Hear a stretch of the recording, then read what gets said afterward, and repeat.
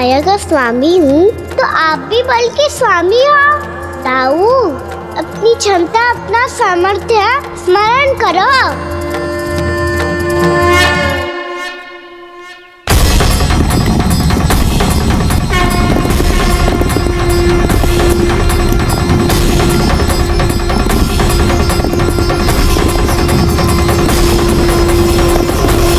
इससे पहले कि वो कंदरा का द्वार खोल के तुम्हारे सखाओं को बाहर निकाले, मैं तुम्हारे प्राण ले लूंगा कृष्ण।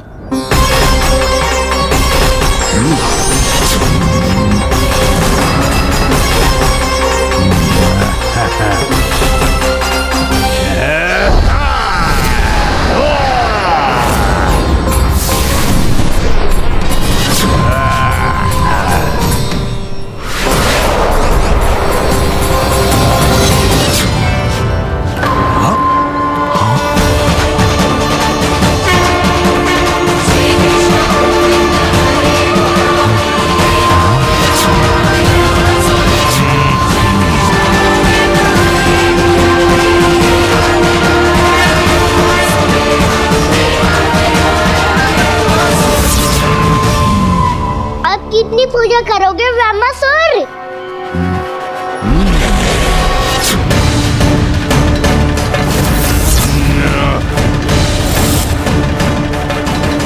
प्रभु तो खेल खिला रहे हैं इससे, और ये खेले जा रहा है विवश होकर, उनकी माया से बाध्य होकर।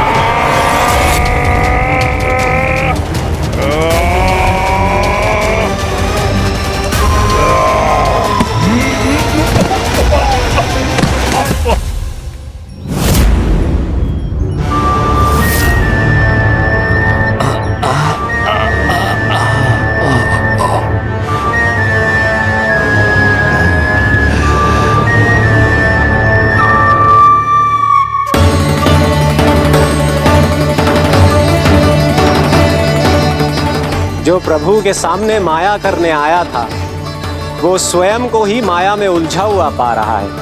नारायण नारायण।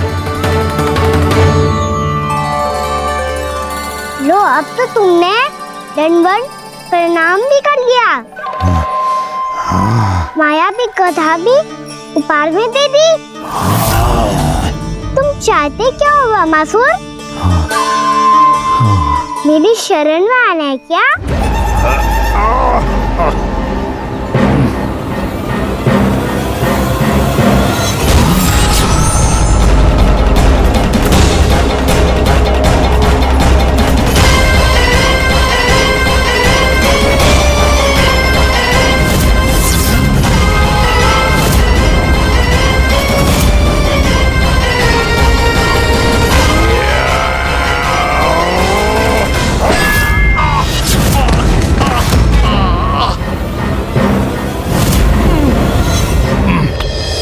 सोच विचार का समय ना है हमारे पास।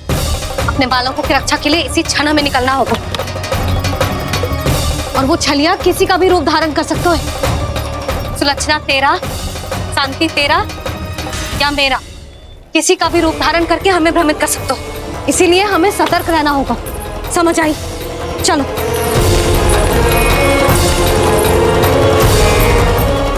अभी भी समय है ब्रह्मासुर, समझ जाओ।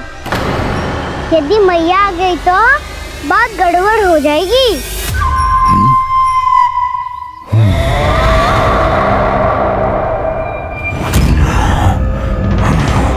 मुझसे लूट का कोई लाभ नहीं होगा। ब्रह्मासुर, स्मरण करो, तुम कौन हो? मायासुर का पुत्र हूँ मैं, अपने स्वामी महाराज कंस का सेवक हूँ, और तुम्हारा हूँ मैं काल।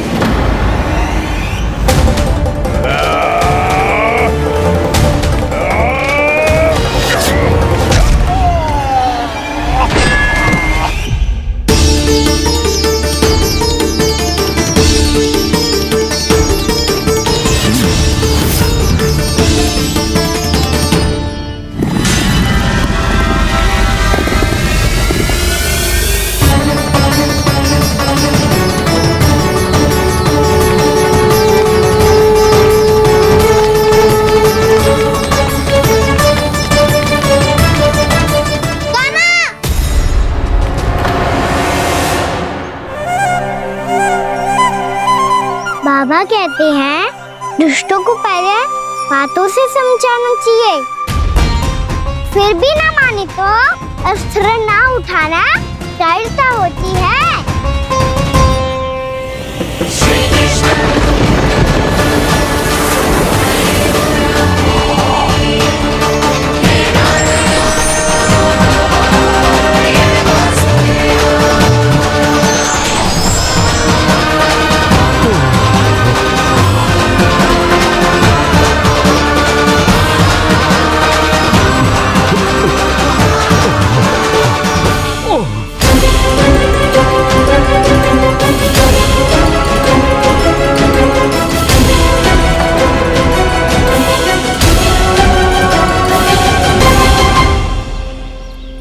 पता था मुझे अपने बाबा के स्वरूप को हानि नहीं पहुंचाओगे। सही कही तुमने। पिता की छवि ही पिता के समान भी आनंदीय होती है। ब्रह्मासुर,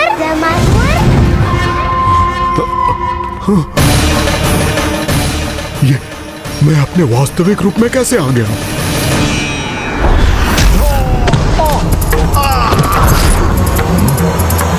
मेरे बाबा का स्वरूप नहीं लेना चाहिए था तुम्हें। मैया ने सिखाया है भूल को क्षमा किया जा सकता है, पर जानबूझ के किए गए अपराध के लिए दंड ही एकमात्र विकल्प होता है।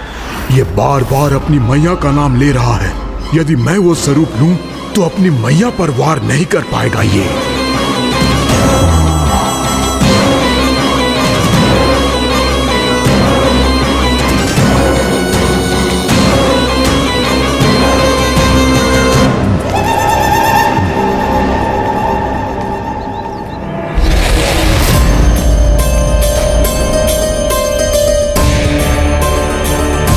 लल्ला, मैं तेरी मैया हूँ, अपनी मैया को मारेगा? बच गया। समझाया था, पर तुमने एक बार फिर से मूर्खता कर ही दी। इस पर तुमने पहले से भी बड़ी और पहले से भी भयंकर भूल किया ब्रह्मासुर।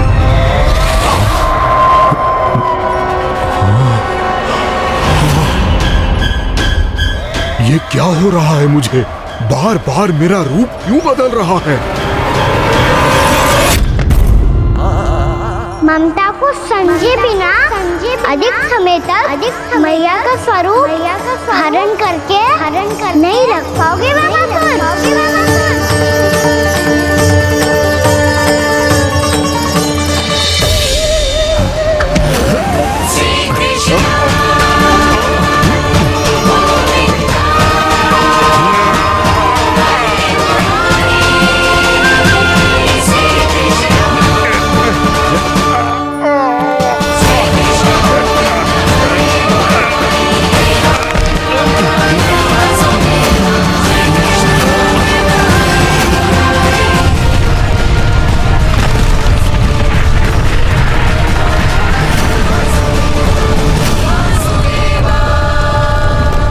प्रभु के क्रोध से धरती भी कांपने लगी है।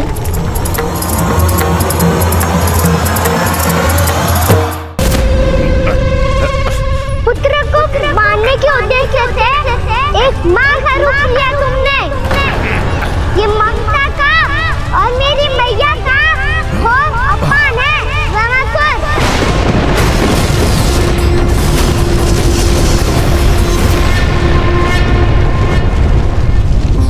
इससे पहले इस असुर के कारण निर्दोष प्राणियों का कोई अहित हो, मुझे कुछ करना होगा। यदि मैं माया का स्वामी हूँ तो आप भी बल के स्वामी हो। दाऊ, अपनी क्षमता अपना सामर्थ्य स्मरण करो।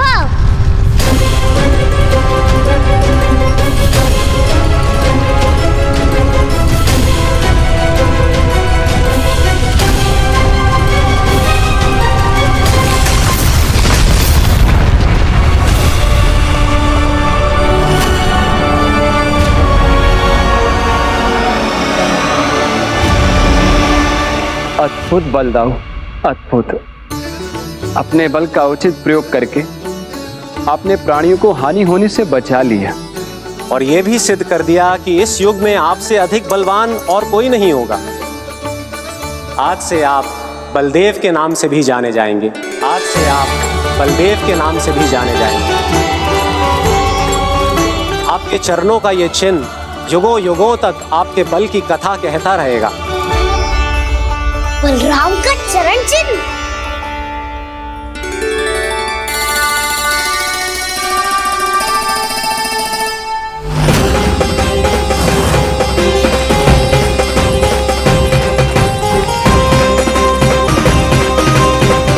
मेरी माया से आज तक कोई नहीं बच पाया है।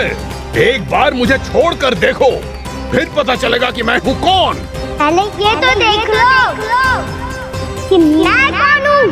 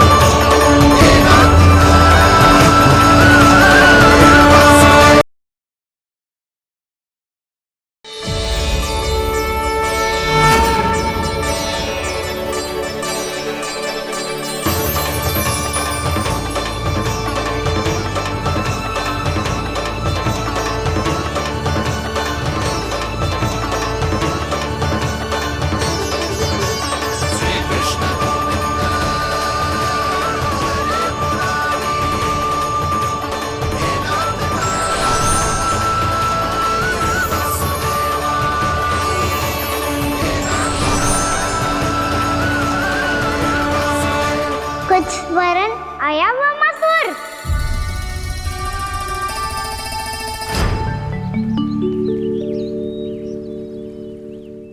बहुत समय पहले की बात है। बहुत बड़े भूमाकर राज करते थे तुम्हें मान राजा भीमम के नाम से जाना जाता था। सब कुछ था तुम्हारे पास, पर शांति नहीं थी। इसीलिए शांति की खोज में अपना संपूर्ण राज अपने पुत्रों को सौंप कर मलय पर्वत की ओर चल दिए। अनेक वर्षों की तपस्या के बाद तुम्हारे तप की कीर्ति चारों ओर फैलने लगी और फिर सच्चे तपस्वी के रूप में तुम्हारी ख्याति से प्रभावित होकर महर्षि उलट तुमसे भेंट करने आए। राजा भीमरथ, आपने ईश्वर की प्राप्ति के लिए सब कुछ छोड़ दिया, पर अपना अभिमान नहीं छोड़ पाए। इसीलिए मेरे आगमन पर सम्मान के साथ खड़ा होना तो दूर, मेरा अभिवादन भी नहीं किया। अभिमान तपस्वी का गुण नहीं होता है राजन, अभिमान राक्षसी गुण है। इसलिए मैं आपको श्राप देता हूं कि आप अगले जन्म में एक राक्षस के रूप में जन्म लेंगे, एक राक्षस के रूप में जन्म लेंगे। मुझे क्षमा कर दीजिए महर्षि, मैंने जानबूझकर आपका अपमान नहीं किया है। मैं तो यहाँ पर शांति की खोज में आया था। अपने भीतर के संसार में गहरे सोच विचार में डूबा हुआ था मैं। मुझे क्षमा कर दीजिए महर्षि, मुझे क्षमा कर दीजिए। अपनी भूल का आभास प्रायश्चित की ओर पहला पग होता है। मैं अपना श्राप तो वापस नहीं ले सकता, परंतु आपको एक वचन अवश्य दे सकता हूं। जब भी प्रभु नारायण का अवतार होगा, आपको उचित समय पे वो वरदान देंगे जिसकी आप लंबे समय से प्रतीक्षा कर रहे हैं।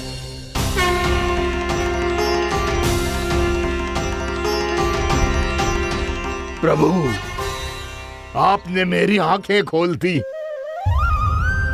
अब मुझे पता चल गया है कि आप कौन हैं और मैं कौन हूँ। इसलिए आप मुझ पर कृपा करके अपने चरणों में स्थान दे दीजिए। मुझे वो शांति प्रदान कीजिए जिसकी खोज में मैं वर्षों से भटक रहा हूँ। शांति तो मोक्ष में ही है, इसीलिए मैं तुम्हें मोक्ष का वरदान देता हूँ।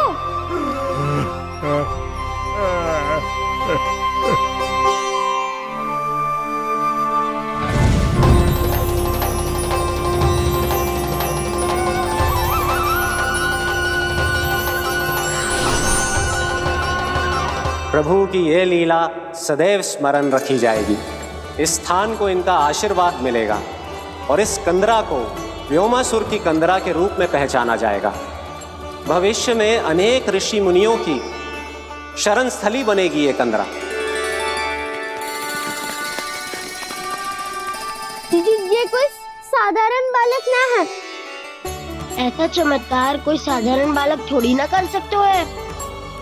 तुम सत्य कह रहे थे बलराम। गाना सच्ची में भगवान ही है, तभी तो सब देवता इसे बसाने और इसकी ओर से युद्ध करने आते हैं। तुम सब ऐसे आंखें फाड़ के क्यों देख रहे हो मुझे?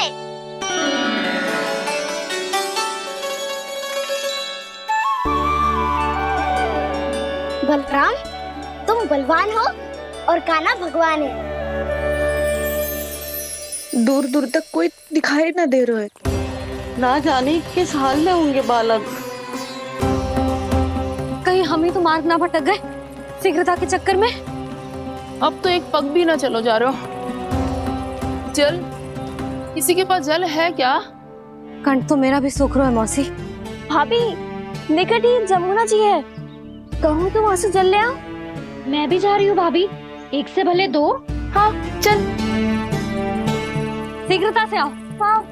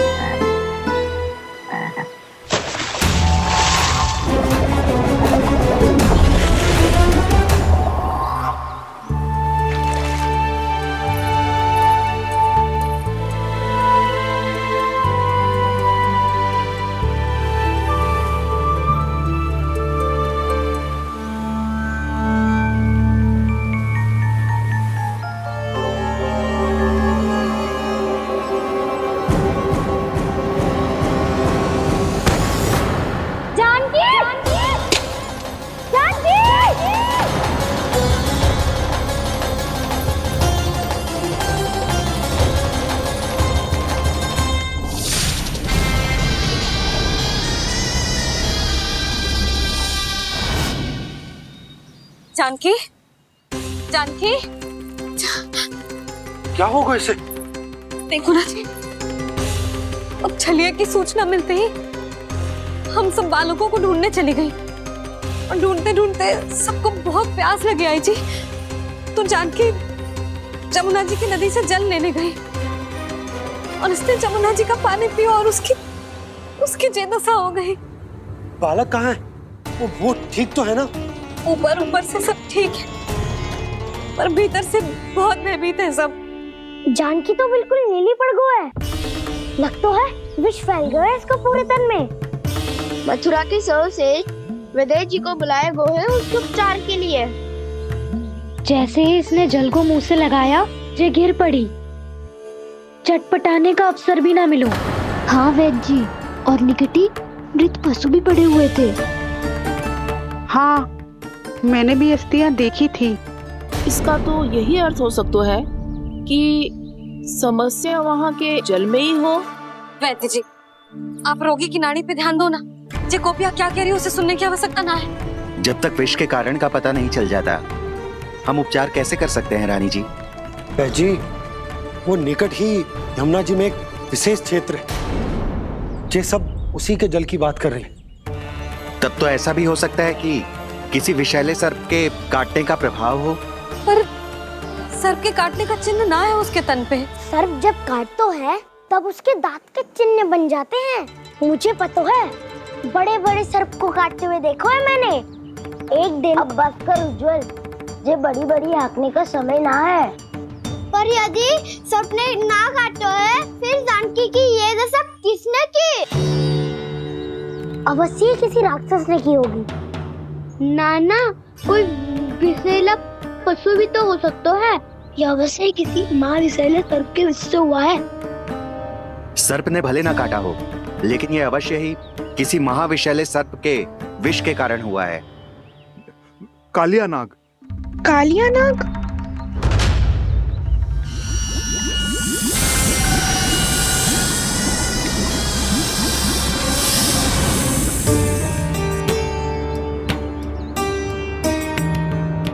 संकेतों से तो ऐसा लगता है कि जानकी ने कालिया नाग के क्षेत्र के विशाल जल पी लियो है। कालिया नाग एक लोक श्रुति है, कल्पना में गढ़ी हुई एक कथा और कछु न है। हमें जाके पता लगाना पड़ेगा। पर हमें वहां जाने से मना किया है ना बड़ों ने। उज्जवल सही कह रहे हो है। इस समय जानकी के स्वार्थ से अधिक महत्वपूर्ण और कछु ना है। जानकी हमारे लिए ही जलाने गई थी जी। ना मैं उसे जाने देती ना जैसा वो तो। वैद्य जी आप शीघ्र कछु करो, कैसे भी कछु भी करो, पर इसके प्राण बचा लो। यशोदा, धैर्य रखो, श्री नारायण पर विश्वास रखो, वो सब ठीक कर देंगे।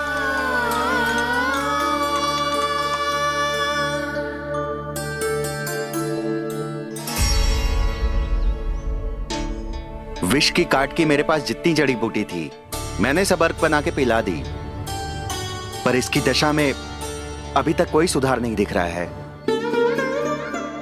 यह अंतिम जड़ी बूटी है। अगर इससे भी चमत्कार नहीं हुआ तो फिर जो नारायण की इच्छा।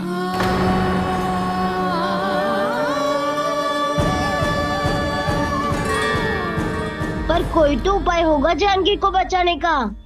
कान्हा, यदि तुझे किसी औषधि के बारे में पता है हमें बता दे, हम जाके ले आएंगे।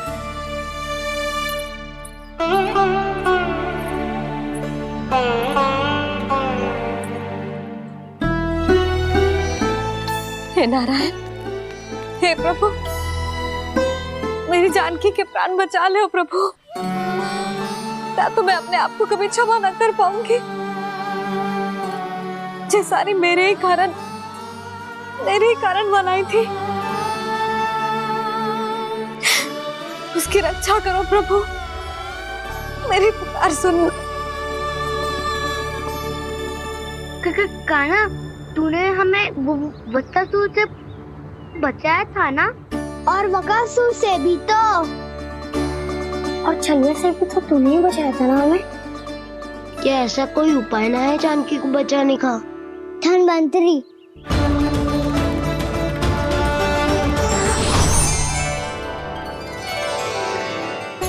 मैं आ गया हूं प्रभु, चिंता मत कीजिए। आपके आदेश का पालन अवश्य होगा। यशोदा मैया,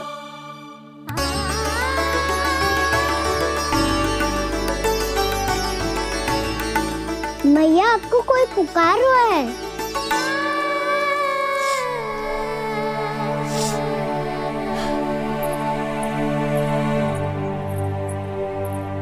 चिंता मत करो मैया, अब धन्वंतरी जी आ गए हैं, वो सब संभाल लेंगे। धन्वंतरी जी कौन है? जिन्होंने संसार का आयुर्वेद दिया, आरोग्य के देवता,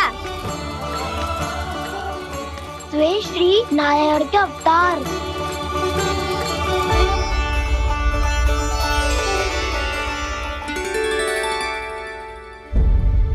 मुझे पता चला है कि आपको वेद की आवश्यकता है।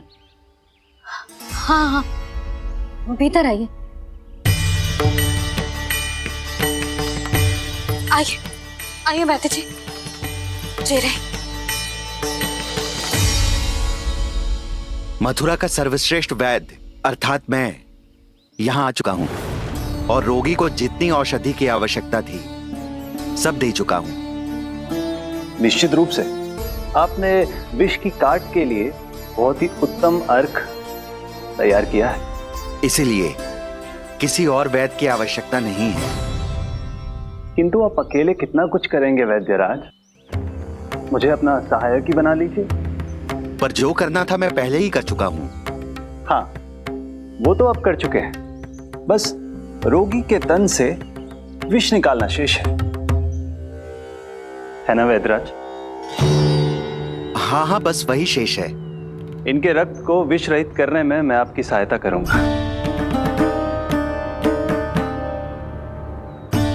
पहले ये संजीवनी मानी जाने वाली इन लाल फूलों की बूटी को भी घिसना है ना?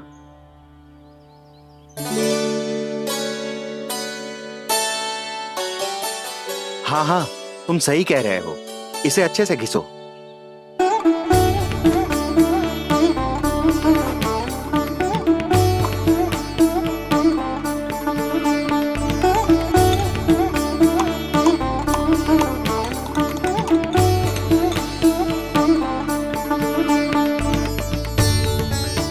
और ये नीले फूलों को भी तो मिलाना है ना? हाँ हाँ, अच्छे सहायक बन सकते हो तुम, ऐसे ही श्रम करते रहो।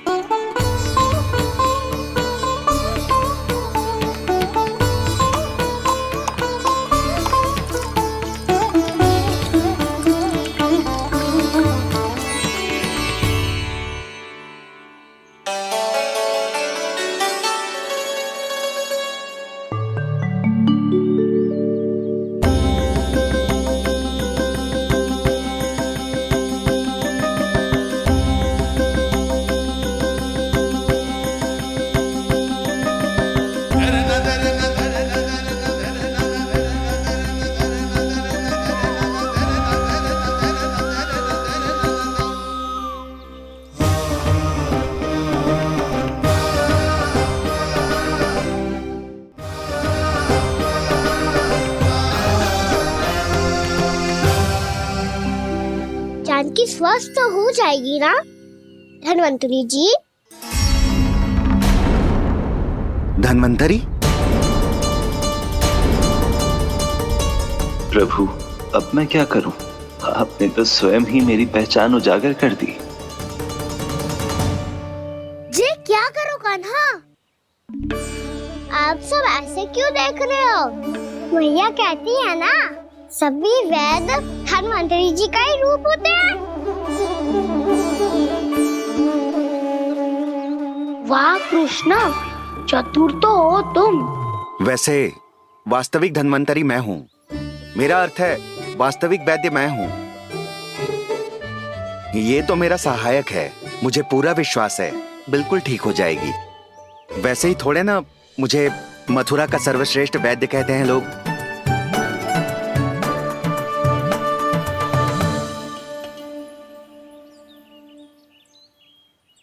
जसोदा भाभी,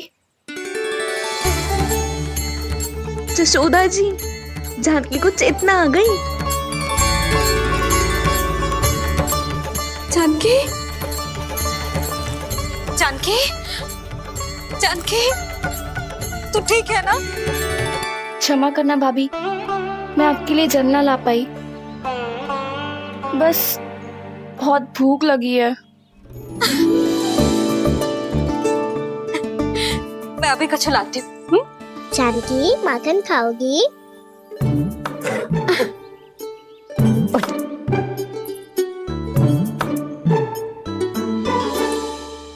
आजा, तू ही खिला दे लल्ला।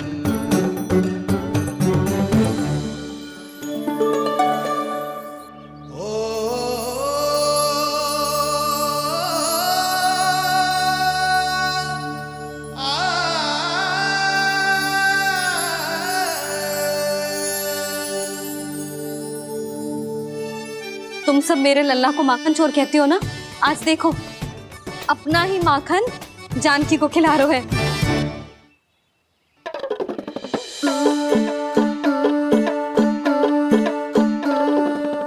थोड़ा और विश्राम कर लो। सदैव तुम हम सबकी सेवा करती हो, आज मैं तुम्हारी सेवा करूंगा। जानकी की जिज्ञासा तब हुई जब जय यशोदा काकी की सेवा कर रही थी, और अब देखो स्वयं भगवान ही इसकी सेवा कर रहे हैं। जानते हो इससे क्या सिद्ध होता है? जो भी यशोदा मैया की पूजा करेगा, अर्थात अपने माता पिता की सेवा करेगा, उनके साथ सम्मान से व्यवहार करेगा, ईश्वर स्वयं उसका ध्यान रखेंगे। कभी धन्वंतरी के रूप में तो कभी स्वयं कान्हा के रूप में। भक्त और भगवान का देखो कैसा ये अनुराग, स्वयं करे सेवा प्रभु, अद्भुत गोपी का भाग्य। प्रभु इन सब पृथ्वीवासियों से कितना घुल मिल गए हैं। ना तो ये प्रभु को भगवान मानते हैं और ना ही प्रभु अपने आप को इनसे सर्वश्रेष्ठ समझते हैं। अपने आचरण से ये सिद्ध कर रहे हैं कि ये सभी में हैं और सभी इनका ही अंश है।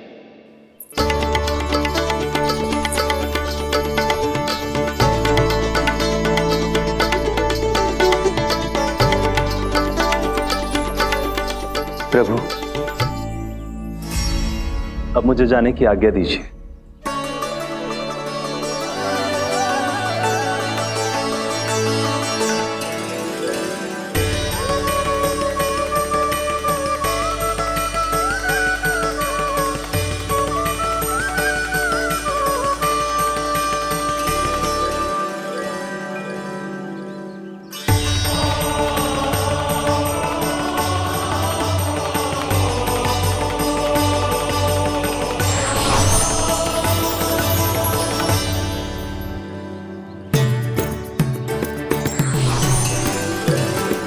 कान्हा ने तो सच्ची में धन्वंतरी जी को बुला लिया था।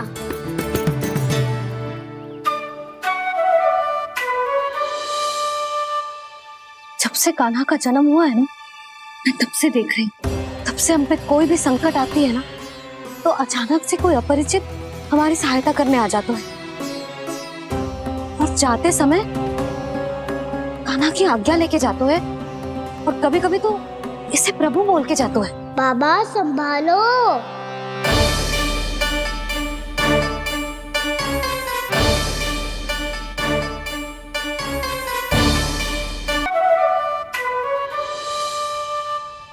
जब से कान्हा का जन्म हुआ है ना, मैं तब से देख रही हूँ, तब से हम पे कोई भी संकट आती है ना, तो अचानक से कोई अपरिचित हमारी सहायता करने आ जाते हैं। और जाते समय कान्हा की आज्ञा लेके जाते हैं, और कभी कभी तो इसे प्रभु बोल के जाते हैं। बाबा संभालो। यशोदा, इस जानकी को चढ़ो है और विचित्र विचार तुम्हारे मन में है। अरे सब जानते हैं कि हमारा परिवार राजसी, तुम्हें पता ना चलते हो वो, पर हमारे कान्हा को सब राजकुमार ही समझते हैं देखकर। इसीलिए उसे सम्मान देने के लिए सब ऐसा ही करते हैं, और कोई बात ना है।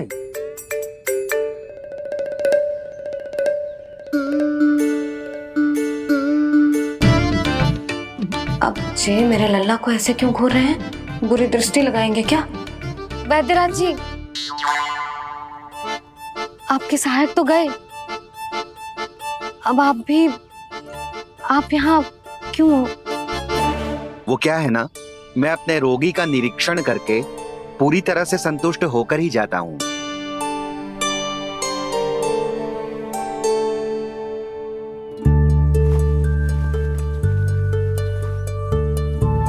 हाँ, संकेत तो अच्छे हैं, कल सुबह तक बिल्कुल ठीक हो जाएगी।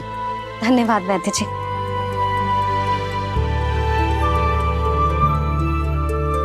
बस तो फिर हम कल पकड़न पकड़ाई खेलेंगे जानकी।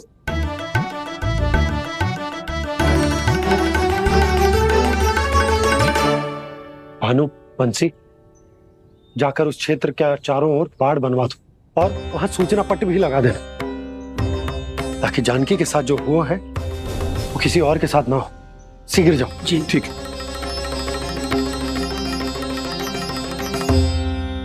बाड़ और सूचना पट लगवाने से समस्या का समाधान नहीं होगा बाबा।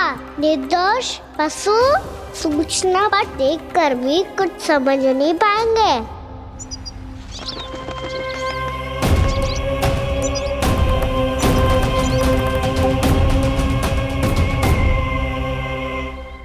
तो तुम्हारे कहने का अर्थ यह है कि व्योमासुर मारा जा चुका है और वो बालक अब भी जीवित है।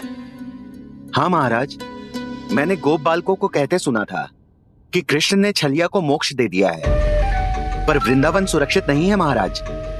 वो एक बहुत बड़ी समस्या से जूझ रहे हैं। कैसी समस्या?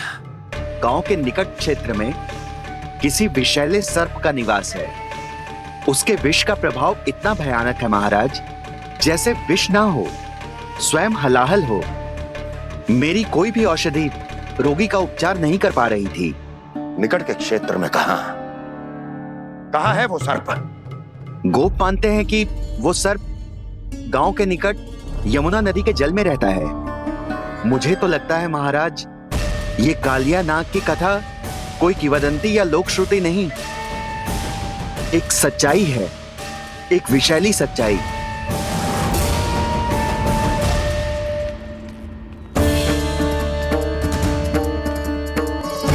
कालिया का सामना करने का समय आ गया है, पर उससे पहले मुझे बुलाना होगा उन्हें।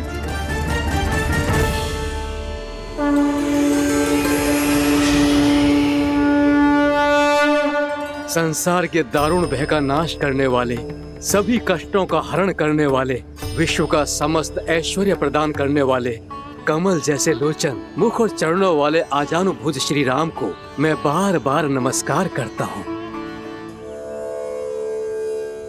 आपदामपहर्तारं दातारं सर्व संपदा लोकाभिरामं श्री रामं भूयो भूयो नमाम्यहम्। कागभूसोंडी, कागभूसोंडी, कागभूसोंडी। प्रभु क्षमा करें, मुझे जाना होगा।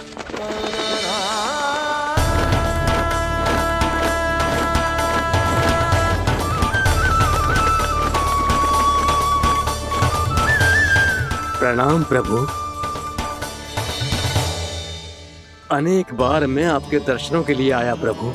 कभी नंद भवन के झरोखों से आपके दर्शन करके चला जाता था, तो कभी दूर किसी वृक्ष की आड़ से आपको निहार लिया करता था। आज आपने स्वयं मुझे बुलाकर धन्य कर दिया प्रभु।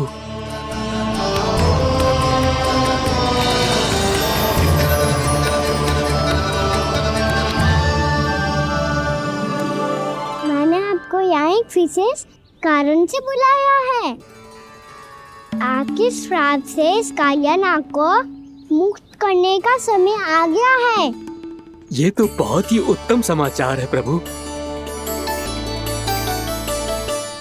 इतने वर्ष बीत गए, मुझे आज भी स्मरण है वो दिन जब मैंने उन्हें श्राप दिया था। अपने क्रोध पर नियंत्रण खोकर बहुत बड़ी भूल कर दी थी मैंने प्रभु। बीती हुई घटनाओं पर दुखी होके कोई लाभ नहीं है।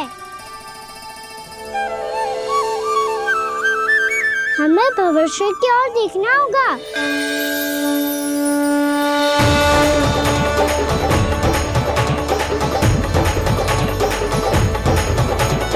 आदेश कीजिए प्रभु, क्या आज्ञा है आपकी? जब मैं कालिया नाग का सामना करने जाऊं, तो आप यही रहेगा।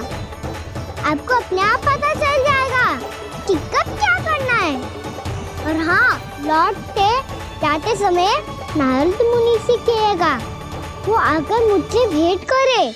अवश्य प्रभु, प्रणाम। क्या इसने सच्ची में देवर्षि नारद को बुलाया है? नारायण नारायण, आपको संदेश भेजने की आवश्यकता नहीं थी। आप स्मरण करते और मैं चला आता। तुम्हारा कल्याण हो नारद।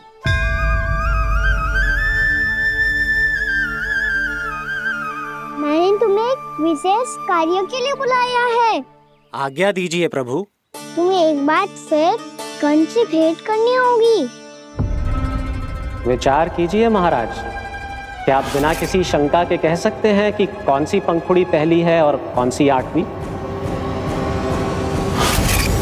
उस दुष्ट से भेंट करना स्वयं कीचड़ में उतरने के समान है प्रभु। कमल पुष्प प्राप्त करना हो तो कीचड़ में उतरना पड़ता है नारद। आपका आदेश तो मैं स्वप्न में भी नहीं टाल सकता प्रभु। कंस कालिया नाग के बारे में जान गया है, पर वो उसका सामना करने का साहस नहीं कर पाएगा। मैं आतुर हूँ प्राप्ति, मूर्ख नहीं। मेरी बुद्धि फिर नहीं गई है। मैं स्वयं उस कालिया जैसे महाविषैले सर्प के सामने खड़ा हो जाऊं और अपने ही काल को आमंत्रित कर लूं। तो फिर अपने लाभ के लिए उसका प्रयोग करने का कोई और उपाय सोचिए स्वामी। कुछ ऐसा कीजिए कि यमुना नदी का पूरा जल विषैला हो जाए और वृंदावन वासी उसका उपयोग करे, और आपका काल कहलाने वाला वो बालक स्वयं काल के गाल में चला जाए। उत्तम उत्तम सुझाव है प्राप्ति। अब मुझे उस कालिया तक पहुंचने का मार्ग ढूंढना होगा, उसको विवश करने का कोई उपाय ढूंढना होगा, क्योंकि व्यक्तिगत रूप से उससे भेंट करना असंभव है। असंभव। आप सही कह रहे हैं प्रभु। कंस में उतना सामर्थ्य नहीं कि वो कालिया नाग का सामना स्वयं कर सके। वैसे तो कालिया गरुड़ देव का भी सम्मान नहीं करता, तो फिर वो कंस का सम्मान क्यों करेगा भला? नहीं करेगा, पर कंस तुम्हारा सम्मान अवश्य करेगा नारद। तुम्हारी बातें भी सुनेगा और मानेगा भी। ये मेरी योजना का बहुत ही महत्वपूर्ण भाग है। तुम कंस के पास जाओ और कहो कि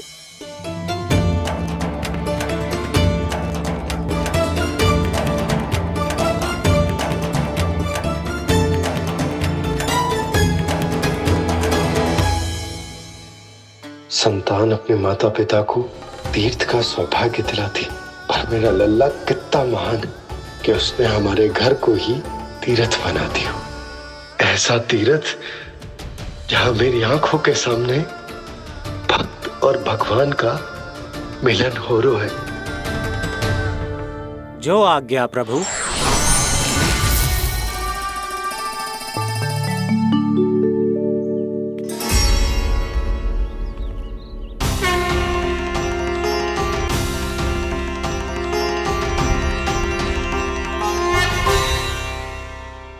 बाबा। कान्हा, ये सब क्या चल रहा है? पहले काग भुसुंडी जी और फिर जे नारद जी। क्या योजना बना रहे हो तुम? कान्हा, बताना लल्ला, क्या सोच रहे तू? कहां देख, अगर तुझे अपने बाबा को ना बताना हो ना, अपने भक्त को बता दे। क्या सोच रहे हो लल्ला? क्या करने वाले हो आप?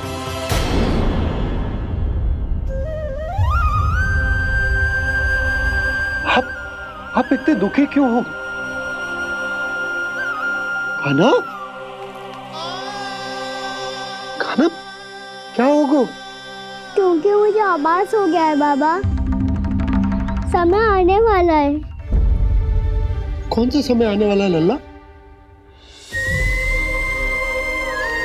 सीधे सब कुछ बदलने वाला है। भैया को मेरा सत्य पता चल जाएगा बाबा।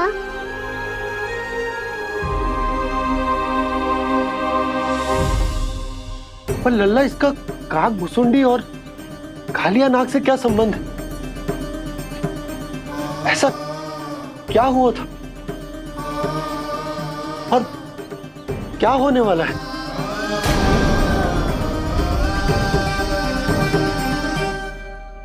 जो होने वाला है बाबा, उसका संबंध उससे है जो सैकड़ों वर्ष पहले हुआ था। महर्षि भृगु के एक वंशज थे, वेद शिरोमणि, जो विंध्याचल की पहाड़ियों में साधना कर रहे थे। तभी वहाँ अश्वशिरा नाम के एक दूसरे मुनि आमंत्रण के बिना ही आ गए। कितना सुंदर और शांतिपूर्ण आश्रम है। यहाँ प्रभु की साधना करने में बहुत आनंद आएगा। शीघ्र ही अश्वशिरा मुनि उपस्थिति के कारण होने वाले व्यवधान से बाध्य होकर वेदशिरा मुनि ने अपनी आंखें खोली। कौन हो तुम और यहाँ क्या कर रहे हो? आपके आश्रम में बहुत शांति है मुनिवर। साधना करने के लिए बहुत ही उत्तम स्थान है ये। मैं चाहता हूँ कि मैं भी यहाँ। आप यहाँ साधना करना चाहते हैं, लेकिन इतना भी नहीं जानते कि किसी के आश्रम में प्रवेश करने से पहले उसकी आज्ञा लेनी चाहिए। आप ये भी नहीं जानते कि यदि कोई यज्ञ कर रहा हो तो बिना अनुमति के वहाँ प्रवेश करने से उसकी यज्ञ साधना भंग हो सकती है। आप क्या साधना करेंगे मुनि? आप तो साधना के योग्य ही नहीं हैं। इतना अपमान! एक मुनि के मुख से इतने कड़वे शब्द शोभा नहीं देते। मैं तुम्हें श्राप देता हूँ, जितनी विषैली तुम्हारी जिह्वा है उतने ही विषैले सर्प बन जाओ तुम। और ऐसा सर्प जो सांस भी ले तो निकट का वातावरण दूषित हो जाए। तुम्हारे इस दुस्साहस के लिए मैं तुम्हें श्राप देता हूँ कि तुम अभी इसी क्षण कौवा बन जाओ, और ऐसा कौवा जो कांव कांव करके अनर्गल प्रलाप करता रहे।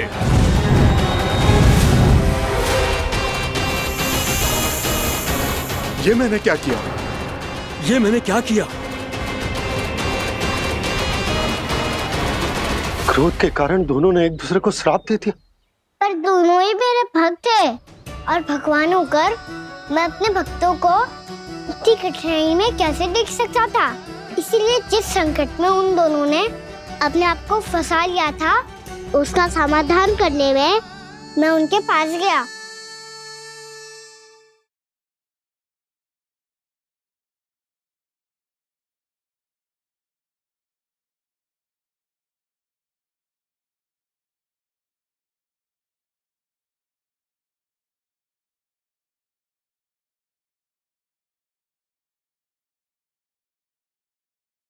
तंग करे मैया को खिजाए, खेले रूठे मनाए।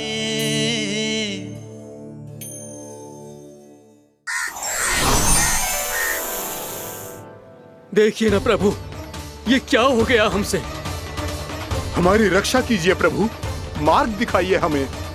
क्रोध पर नियंत्रण ना होने के कारण आप दोनों ने एक दूसरे को बहुत ही भीषण संकट में डाल दिया है। अब दोनों ही तपस्वी, तप के बल से दिए गए आपके श्राप को लौटाना भी संभव नहीं है।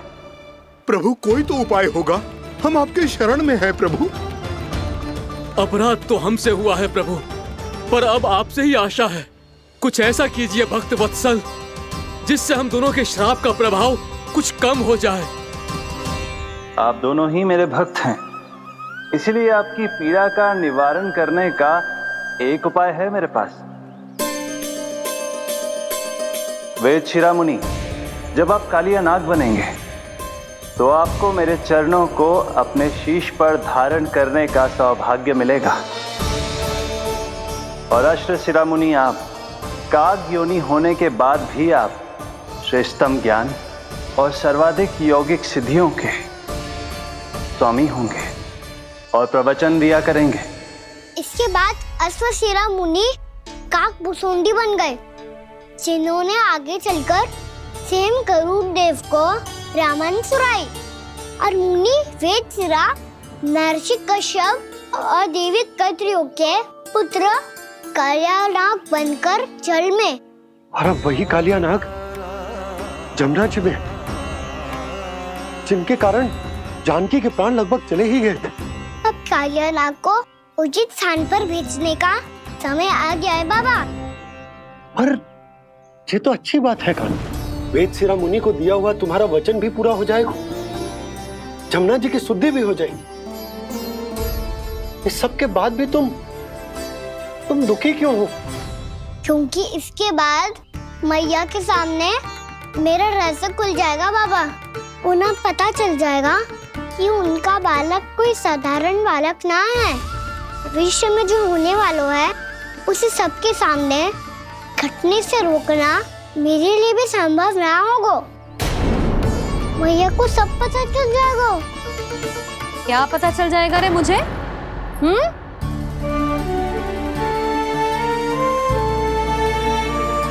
यही कि सबसे अधिक प्रेम मैं आपसे ही करता हूँ। अब बस भी कर, चलो भोजन के लिए बुलाने आई थी तुम दोनों को। भूखा थोड़े ना रहने दूंगी अपने लल्ला को, मेरा लल्ला दुर्बल हो जाएगा ना। आप खिलाओगे तो ही खाऊंगा। हाँ ठीक है, मैं ही खिलाऊंगी। अब चल, आओ जी, चल।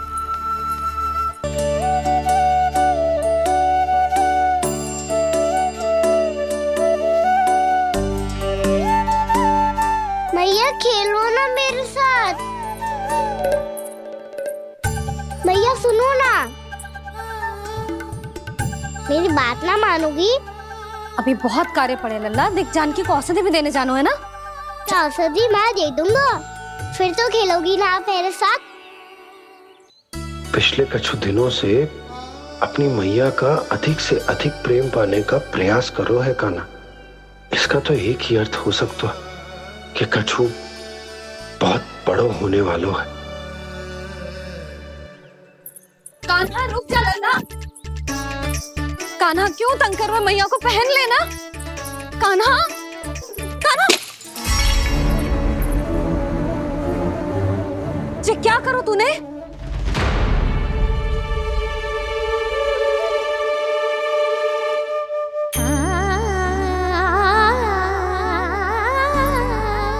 अच्छा ठीक है, अब मुंह लटकाने की आवश्यकता ना है। ये ले।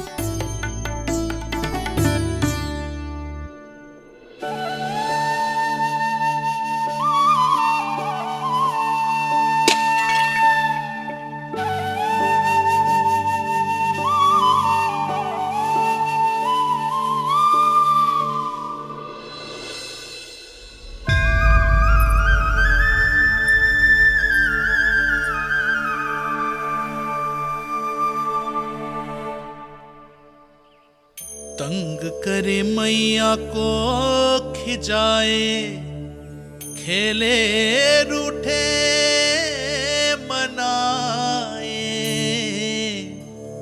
लीला अनोखी करके शरारत, कान्हा दंड भी पाए।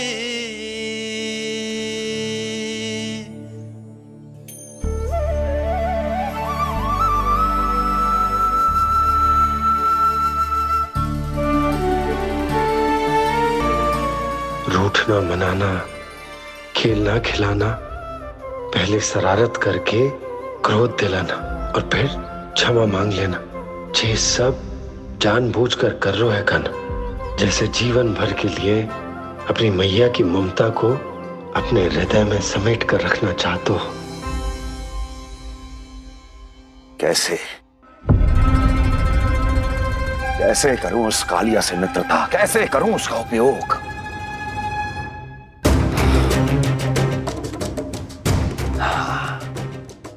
उस पर आक्रमण कर देता हूं और उसे किसी ना किसी तरह से यह विश्वास दिला देता हूं कि यह आक्रमण उस विष्णु अवतार ने किया है। फिर वो क्रोध में आकर सारे वृंदावन वासियों को अपने विष से समाप्त कर देगा। उचित है, ये उचित है। नारायण हरि, नारायण हरि।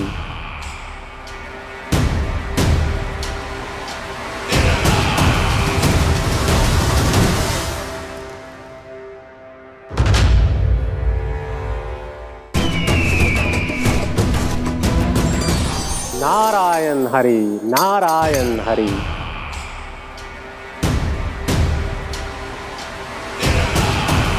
प्रणाम देवर्षि।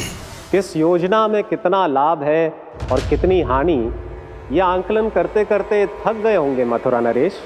देवर्षि, आज मेरा ध्यान कैसे आ गया आपको?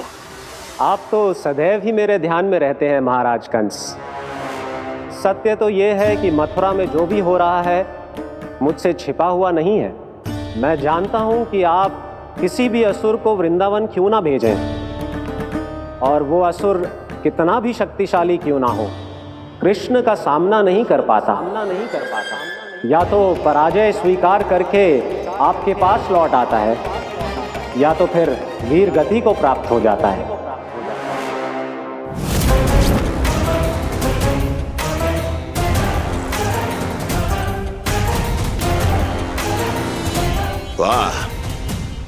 मुझे मेरी असफलताएं स्मरण कराने आए हैं, मेरे घाव को खुरेदने आए हैं, उन पे नमक छिड़कने आए हैं।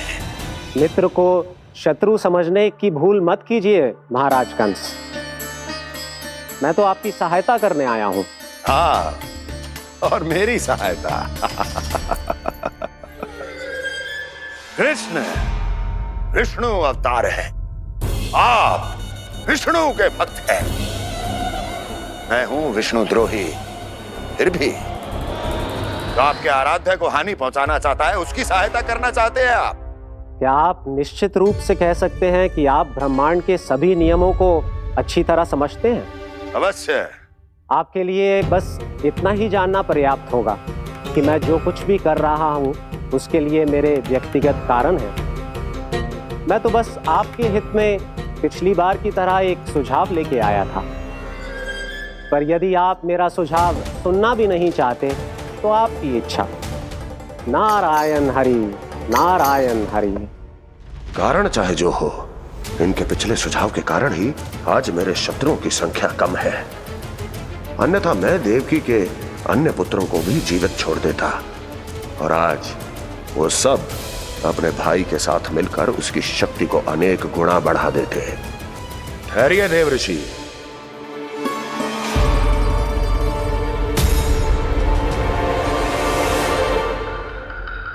बताइए क्या सुझाव है आपके पास? मेरे सुझाव का नाम है कालिया नाग।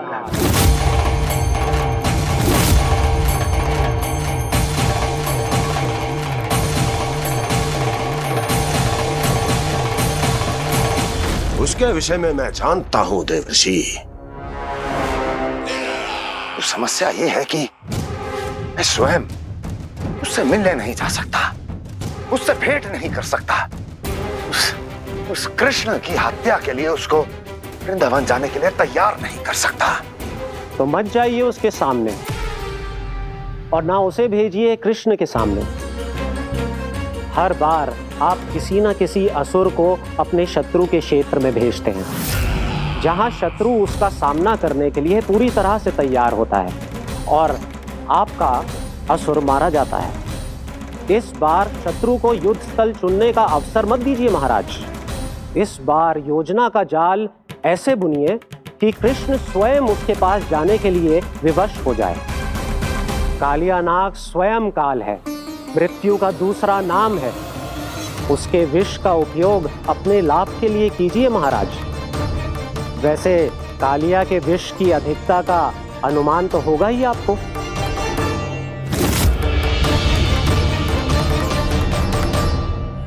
एक बार जो उसके क्षेत्र में पहुंच गया, फिर उसके विष से बचना असंभव है। उचित सुझाव है देवर्षि, उचित सुझाव है। देवर्षि, उस छलिया विष्णु की भक्ति करते करते आप भी उसके रंग ढंग सीख गए हैं। उचित है, उचित है।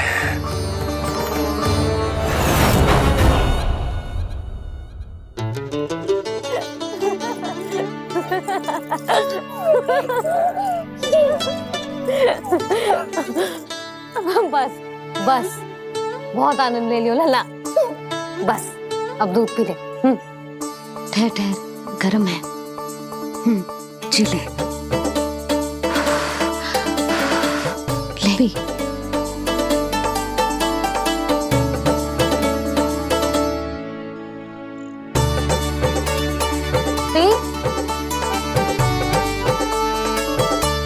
मैं ना होती तो ना जाने क्या हो तो तेरा।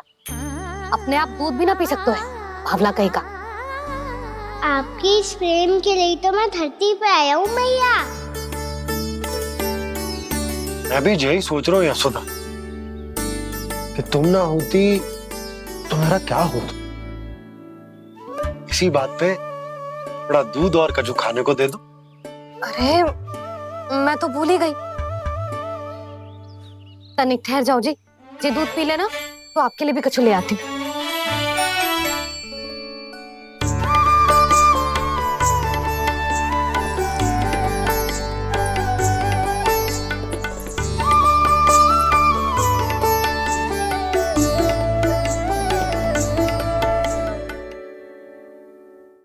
प्रणाम महाराज।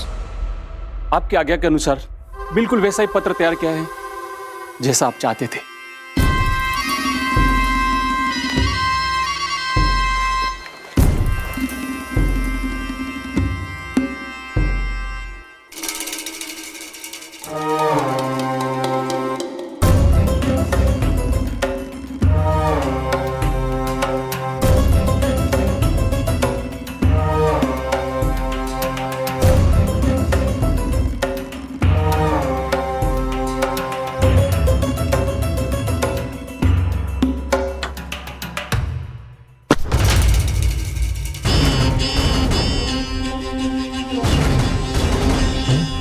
कृष्ण जन्म से लेकर आज तक ये मेरी सबसे महत्वपूर्ण योजना है। इसका सफल होना निश्चित है दूत, किंतु केवल वही करना जैसा मैंने कहा है। जाओ।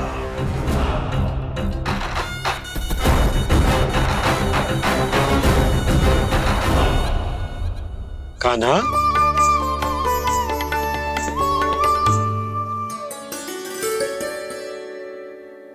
क्या होगा?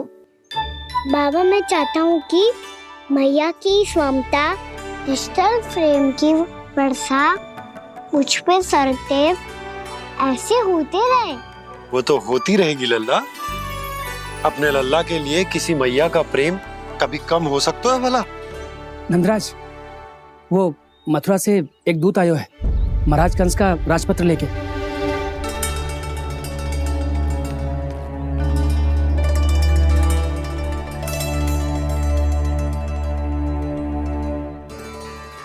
कान्हा, अब क्या करने वाला है? तेरे बाबा कहाँ गए? हाँ? कंस मामा का खेल आरंभ हो गया है, पर मैया वो सब सुनेगी तो व्यर्थ चिंतित हो जाएगी। बस थोड़ा बाहर गया मैया, कछु खा लिए से। बाहर इस समय? मैया, क्या होगा? मैया देखो ना, पीठ पे कुछ हो रहा है। मेरा हाथ ना पकड़ो, आप करो ना। दिखा। यहाँ? क्षमा करना मैया, पर अभी बाबा को ही संभालने दो ये सब। कहिए, क्या संदेश लाए हैं आप? नहीं नंदराज, नहीं। महाराज कंस का आदेश है कि यह संदेश सभी गांव वालों के साथ ही पढ़ा जाए। ठीक है, मैं गांव वालों के सामने पढ़ दूंगा, पर मुझे तो दीजिए पढ़ने के लिए। महाराज की आज्ञा का पालन करना आपके लिए भी आवश्यक है नंदराज। सभी गांव वासियों की सभा बुलाइए। बंसी, सभी गांव वालों की सभा बुलाओ। राजपत्र में ऐसा क्या संदेश भेजो है कंस ने? अब मेरे पत्र को पढ़कर सब भौचक के रह जाएंगे। और वो कृष्ण, उस कृष्ण के पांव के नीचे से तो भूमि खिसक जाएगी, आकाश फट पड़ेगा, बिजलियां गिर जाएंगी। प्राप्ति, ओ प्राप्ति, कंस का पत्र स्वयं को बहुत अधिक शक्तिशाली समझता है ना वो। अब देखता हूं कैसे वो इस महासंकट का सामना करता है। वो कृष्ण, वो अपनी मृत्यु स्वयं चुनेगा या मृत्यु की वेदी पर चढ़ा देगा प्रिय वृंदावन वासियों को।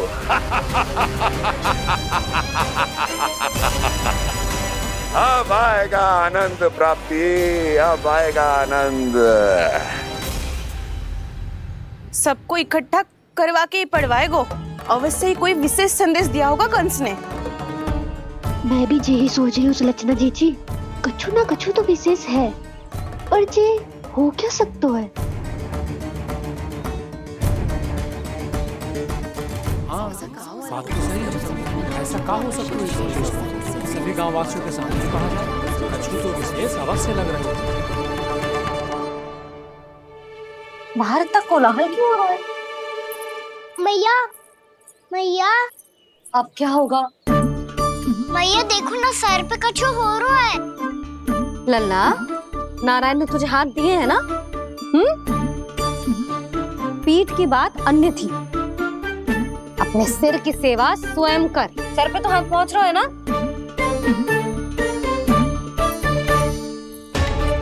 मैया सुनो ना, मैया देखो ना, तीव्र कर कछु हो रहा है।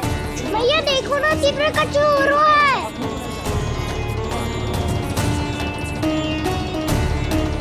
सब लोग आ चुके हैं, अपना संदेश सुनाइए आप। गोपराज नंद और सभी वृंदावन वासियों को सूचित किया जाता है कि मथुरा अधिपति और आप सभी के महाराज कंस ने कल सुबह भव्य पूजा का आयोजन किया है। इसके लिए राज्य को वृंदावन के क्षेत्र के निकट यमुना नदी के मध्य में खिलने वाले 1 कोटि कमल के पुष्पों की आवश्यकता है। इसीलिए आप सभी को यह आदेश दिया जाता है कि ये सभी कमल के पुष्प प्रथम पहर से पहले राजसभा में पहुंचा दिए जाए। वो भी प्रथम पहर से पहले कैसे हो सकता है? यदि आप ऐसा करने में असफल रहे तो इसे राज आज्ञा का उल्लंघन माना जाएगा और राजद्रोह के आरोप में आप सभी को कड़े से कड़ा दंड दिया जाएगा।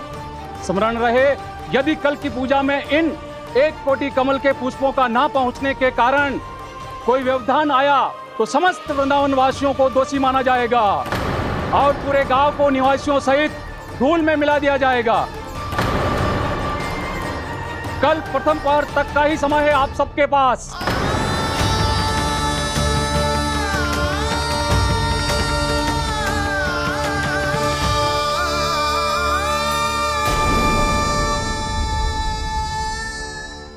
एक कोटि कमल पुष्प, वो भी कल प्रथम प्रहर में?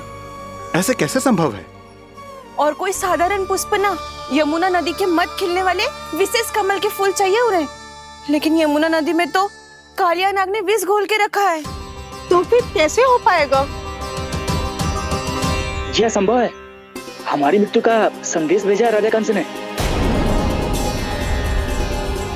सदैव की भांति इस समस्या पर भी गांव के बड़े ही विचार करेंगे। बालकों का यहाँ होना उचित ना है।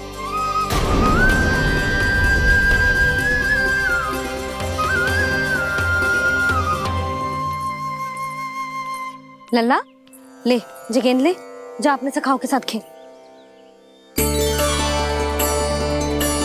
सुबह उज्जवल, मधुमंगल वसंता, देखो मैया ने क्या दिया है।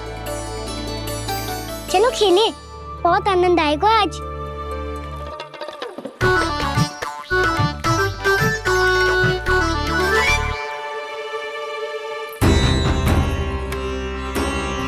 भानु, बंसी, जाओ और शीघ्र ही वो घेरे का कार्य समाप्त करो।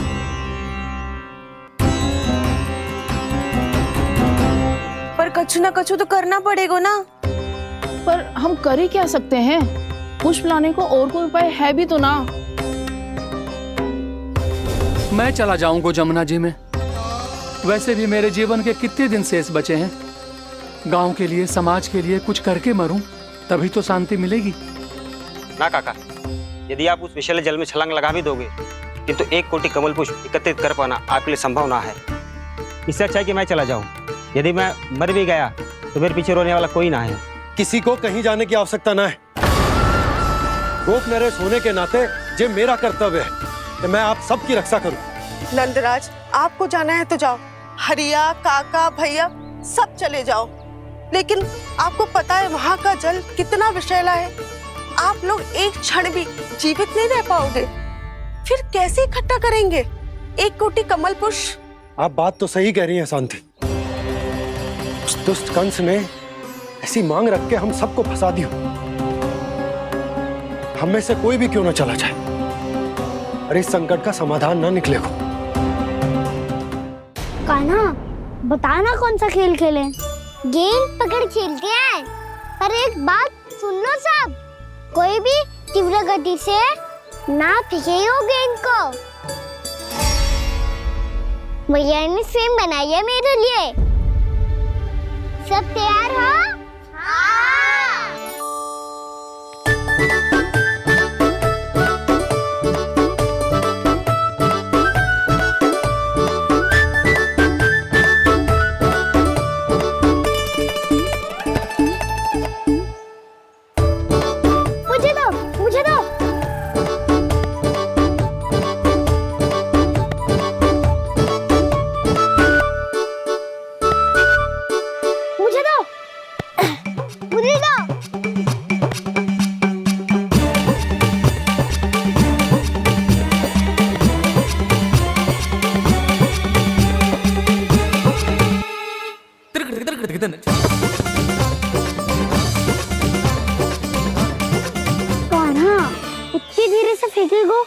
तो कैसे आनंद आएगा?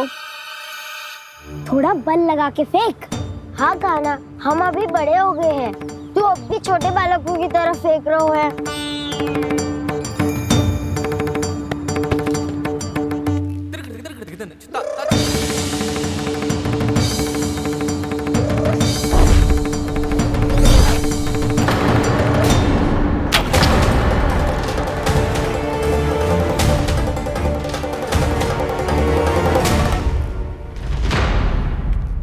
दीदी जी क्या करो कान्हा?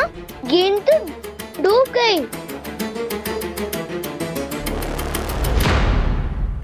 अच्छा, तो ये सब इसकी योजना का भाग था ताकि ये कालिया का सामना कर पाए। तुम सबने तो कही थी तीव्र गति से देखो सिखवा दी ना मेरी गेम मुझसे नदी में। अब मुझे जाके लानी पड़ेगी। रुक जा कान्हा। जे क्या बोल रहा है तो कान्हा? इसमें तो बहुत संकट है। कोई भी संकट मेरी मैया का उपहार खोने से बड़ा ना है। बहुत प्रेम से बना के उन्होंने दी थी। हे नारायण, कोई उपाय समझ में ना आ रहा है। मैया, अब कैसे करेंगे हम अपने गांव की रक्षा? कीड़े पड़ेंगे उस दुष्ट को। यदि उसके कारण किसी के प्राण चले गए तो कौन सा फल मिलेगा उसे इस पूजा का? तुम सही कह रही हो यशोदा। हमारे पास कोई और दूसरा विकल्प भी तो ना है। यदि हमने मथुरा की राज आज्ञा का पालन ना किया तो इसका दुष्परिणाम पूरे गांव को भुगतना पड़ेगा।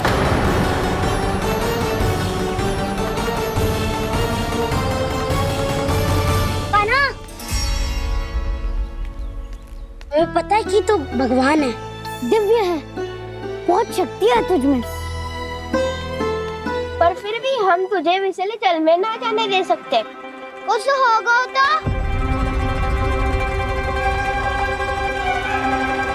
तुम सब इतनी हट कर रहे हो तो ठीक है, ना जाऊंगा।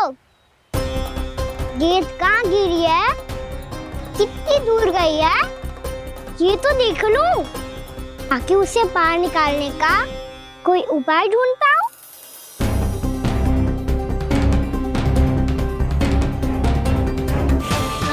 हाँ।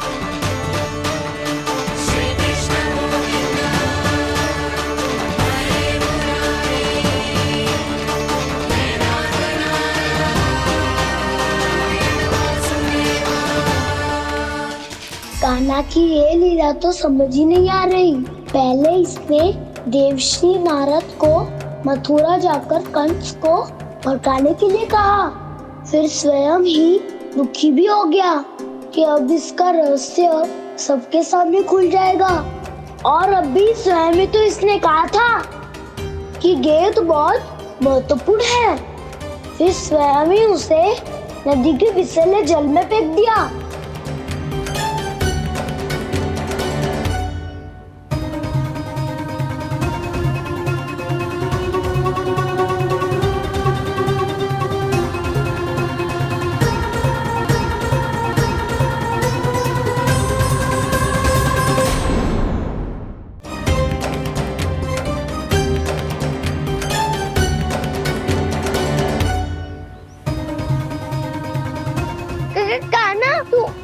ऊपर क्यों चढ़ रहा है?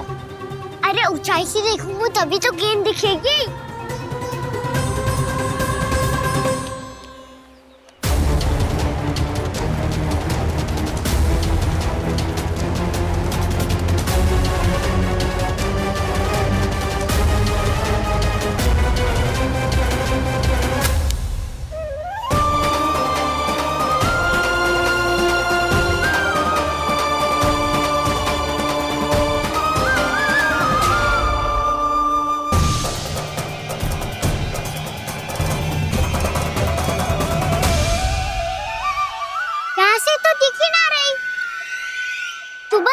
से फेंकी थी ना? ना वहां से फेंकी थी। कहाँ से? नहीं ना वहां से। समझ में आ रहा? ठीक बता।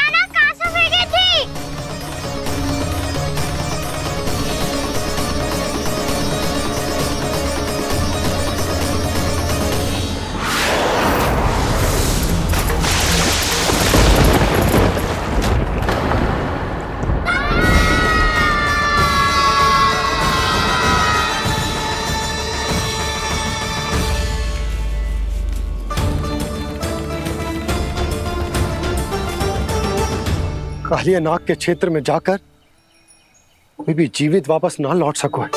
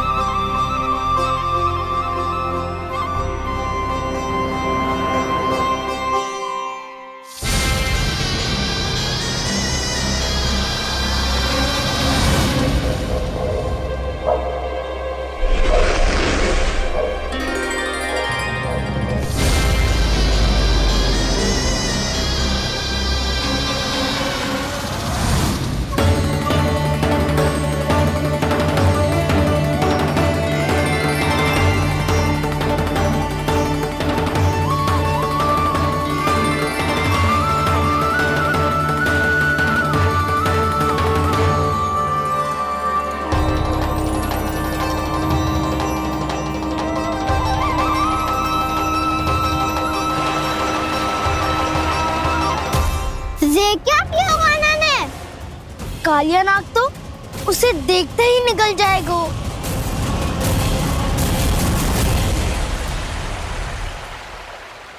तो आरंभ से अब तक सब कुछ उसकी लीला का ही भाग था।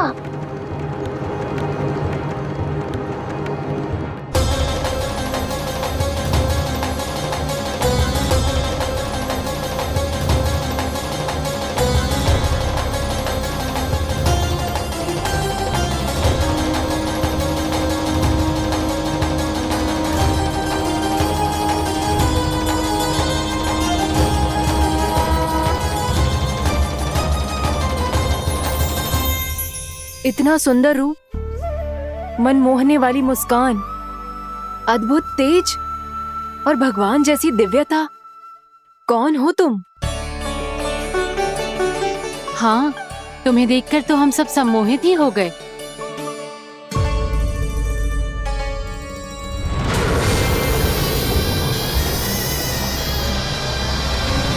तुम जो भी हो बालक, वापस लौट जाओ।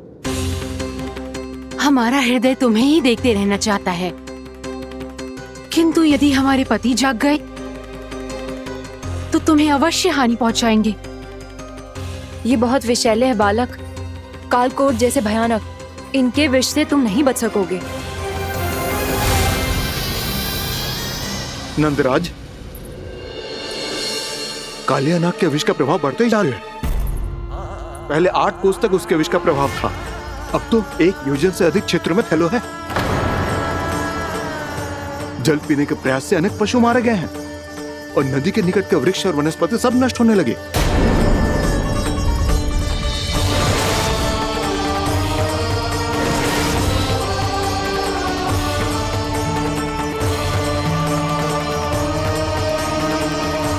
इनके विष की तीव्रता इतनी अधिक है बालक कि इनके संपर्क में आने वाले को तड़पने का भी अवसर नहीं मिलता।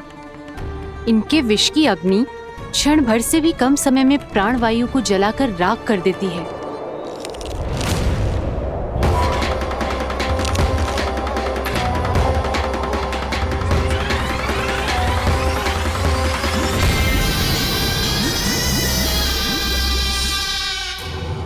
तब तो समस्या और भी गंभीर हो जाएगी। मैंने तो सुनो है कि कालिया नाग कम से कम 2 योजन लंबा है, सैकड़ों फन है उसके।